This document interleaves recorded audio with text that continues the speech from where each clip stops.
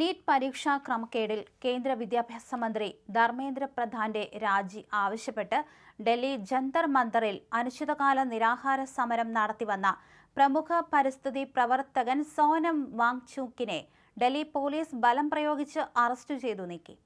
നിരാഹാര സമരം 21ാം ദിവസത്തിലേക്ക് കടന്ന ശനിയാഴ്ച പുലർച്ചെയായിരുന്നു സിനിമയെ വെല്ലുന്ന നാടകീയ രംഗങ്ങൾ ജന്തർ മന്ദറിൽ അരങ്ങേറിയത്. വാങ്ചുക്കിനെ അറസ്റ്റ് ചെയ്തതിനു പിന്നാലെ സമരപ്പന്തലിൽ പോലീസും കോക്രോച്ച് ജനതാ പാർട്ടി പ്രവർത്തകരും തമ്മിൽ വലിയ സംഘർഷമുണ്ടാവുകയും പോലീസ് സമരക്കാർക്ക് നേരെ ലാത്തിചാർജ് നടത്തുകയും ചെയ്തു. ആരോഗ്യനില അതീവ ഗുരുതരമായ സോനം വാങ്ചുക്കിനെ നിലവിൽ ഡൽഹിയിലെ സഫ്ദർജംഗ് ആശുപത്രിയിലേക്ക് മാറ്റിയിരിക്കുകയാണ്. അതേസമയം സംഭവസ്ഥലത്ത് ഇപ്പോഴും സംഘർഷാവസ്ഥ തുടരുകയാണ്. ശനിയാഴ്ച പുലർച്ചെ അതീവ രഹസ്യമായിട്ടാണ് ഡൽഹി പോലീസ് ഈ ഓപ്പറേഷൻ പ്ലാൻ ചെയ്തത്. ഡോക്ടർമാരെന്ന വ്യാജേനെ മഫ്തി ധരിച്ചെത്തിയ ഏതാനും പോലീസുകാരാണ് ഇത്തരത്തിൽ ആദ്യം സമരപ്പന്തലിലേക്ക് കയറിയത്. അവർ വാങ്ചുക്കുമായി സംസാരിച്ച് നിൽക്കുന്നതിനിടെ പെട്ടെന്ന് വലിയ പോലീസ് സന്നാഹം പന്തലിലേക്ക് ഇരച്ചു കയറുകയായിരുന്നു. പ്രവർത്തകർ പ്രതിരോധിക്കാൻ നോക്കിയെങ്കിലും പോലീസ് ഉദ്യോഗസ്ഥർ തുണികൊണ്ട് മറതീർത്ത് വാങ്ചുക്കിനെ ബലമായി വാരിയെടുത്ത് വാഹനത്തിലേക്ക് മാറുകയായിരുന്നു. ഡൽഹി ഹൈക്കോടതിയിൽ വാങ്ചുക്കിന്റെ ആരോഗ്യസ്ഥിതി സംബന്ധിച്ച കേസ് പരിഗണിക്കുന്നതിന് തൊട്ടു മുമ്പാണ് പോലീസിന്റെ ഈ അടിയന്തര നീക്കമെന്നത് ശ്രദ്ധേയമാണ്. വാങ്ചുക്കിനെ കൊണ്ടുപോയതിനു പിന്നാലെ സമരപന്തലിലുണ്ടായിരുന്ന CJP പ്രവർത്തകരെ മുഴുവൻ അവിടെ നിന്ന് ഒഴിപ്പിക്കാൻ പോലീസ് ശ്രമിച്ചതാണ് വലിയ സംഘർഷത്തിന് കാരണമായത്.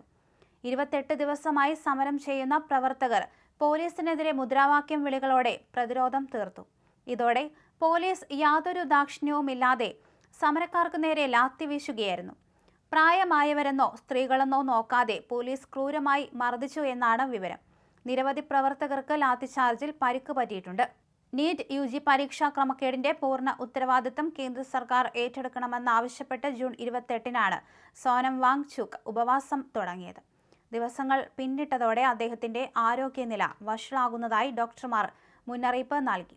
എന്നാൽ ഹൈക്കോടതിയുടെ ഉത്തരവുകളുടെയും വൈദ്യോപദേശത്തിന്റെയും അടിസ്ഥാനത്തിൽ ജീവൻ രക്ഷിക്കാനുള്ള അത്യാവശ്യ വൈദ്യസഹായത്തിനായാണ് അദ്ദേഹത്തെ ആശുപത്രിയിലേക്ക് മാറ്റിയതെന്നാണ് ഡൽഹി പോലീസിന്റെ ഔദ്യോഗികമായ വിശദീകരണം.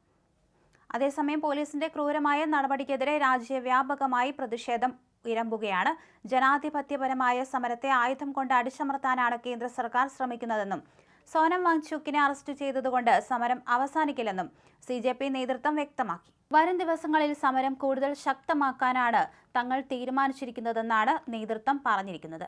എന്തായാലും അദ്ദേഹത്തെ ആശുപത്രിയിലേക്ക് മാറ്റിയിരിക്കുകയാണ്. സംഭവസ്ഥലത്ത് ഇപ്പോഴും സംഘർഷാവസ്ഥ തന്നെ തുടരുന്ന സാഹചര്യമാണുള്ളത്.